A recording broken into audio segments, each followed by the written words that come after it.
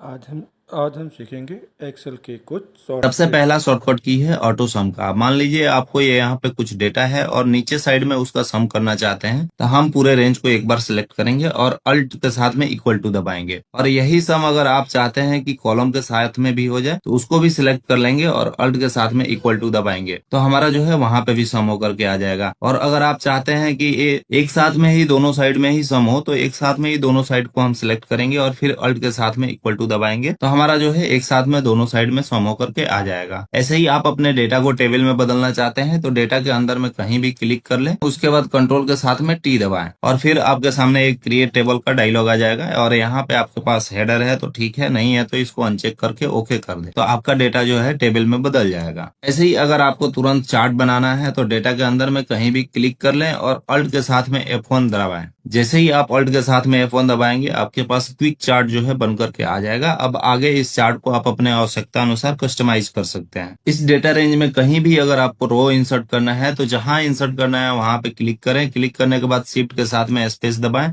पूरा रो हाईलाइट हो जाएगा और उसके बाद कंट्रोल के साथ में प्लस दबा दें, तो आपका जो है एक नया रो इंसर्ट हो जाएगा। अब इसी रो को फिर से वापस डिलीट करना है तो कंट्रोल के साथ में माइनस दबा दें, डिलीट हो जाएगा। अब इस डेटा में अगर आपको फिल्टर लगाना है तो डेटा के अंदर कहीं भी क्लिक करें या फिर हेडर को सिलेक्ट कर लें और कंट्रोल शिफ्ट के साथ में एल दबाएं, तो आपका फिल्टर लग करके आ जाएगा। एक ही सेल के अंदर में दो अलग अलग लाइन करना चाहते हैं तो जहां चाहते हैं वहां क्लिक कर लें और उसके बाद अल्ट के साथ में इंटर दबाएं, तो आपका जो है एक सेल के अंदर में दो लाइन बन करके आ जाएगा। अगर आप चाहते हैं किसी रेंज में डिफरेंस को हाईलाइट करना तो सबसे पहले उस रेंज को सिलेक्ट कर लें और उसके बाद कंट्रोल के साथ में बैक स्लैश दबाएं, आपका डिफरेंस वाला सेल हाईलाइट होकर के आ जाएगा। अब अगर आप अपने डेटा में क्विक एनालिसिस करना चाहते हैं तो डेटा के अंदर कहीं भी क्लिक करें और कंट्रोल क्यू दबाएं, आपके सामने नीचे में क्विक एनालिसिस निकल करके आ जाएगा। यहाँ से जो भी आपको एनालिसिस करना है उसको आप सिलेक्ट कर सकते हैं। आपके सीट में फॉर्मूला लगा हुआ है और वो बढ़िया से कैलकुलेट नहीं कर रहा है तो आप F9 दबा करके उसको रिकैलकुलेट कर सकते हैं। आप एक सीट में काम कर रहे हैं और दूसरे सीट में जंप करना है तो आप कंट्रोल के साथ में पेज अप या पेज डाउन की दबाएंगे तो आप तुरंत ही दूसरे सीट में जंप कर जाएंगे। अगर आप एक्सेल में फास्ट काम करना चाहते हैं तो ये सभी शॉर्टकट की याद कर लीजिए और साथ ही हमें फॉलो करना ना भूलिएगा।